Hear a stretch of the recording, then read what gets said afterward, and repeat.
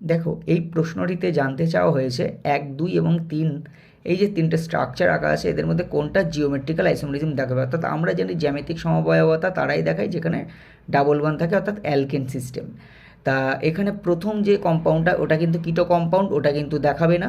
দ্বিতীয়টা অ্যালকিন সিস্টেমের মতোই, কিন্তু এখানে ওই রিং স্ট্রেন জনিত কারণে সিস ফর্ম থেকে ট্রান্সফর্ম হতে পারবে না, সেই জন্য এটা জিওমেট্রিক্যাল আইসোমেরিজম শো করবে না। কিন্তু তৃতীয় যে কম্পাউন্ডটা দেখো, এখানে ওই সাইক্লোহেক্সেন রিংয়ের দুটো কার্বনের সাথে যে দুটো মিথাইল গ্রুপ আছে সেই কার্বন দুটো, যে কার্বন দুটো সাইক্লোহেক্সেনের কার্বন, যেখানে মিথাইল গ্রুপ দুটো আছে পাশাপাশি দুটো কার্বন, সেই কার্বন কিন্তু sp3 হ্যাবিরাইজ, তাহলে টেট্রাহেড্রাল জিওমেট্রি ওখানে।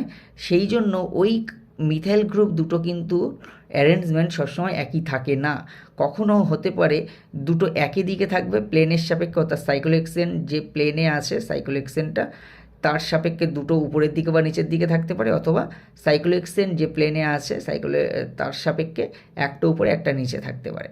তা একটা সিন একটা অ্যান্টি, অর্থাৎ সিন যেটা সেটাকে সিস বা অ্যান্টি যেটা সেটাকে ট্রান্স বলা যেতে পারে। তা আমরা এখানে দেখিয়েছি দেখো, সেই জন্য এখানে বলা হচ্ছে যে 3 নম্বর কম্পাউন্ডে কিন্তু জিওমেট্রিক্যাল আইসোমেরিজম দেখাবে।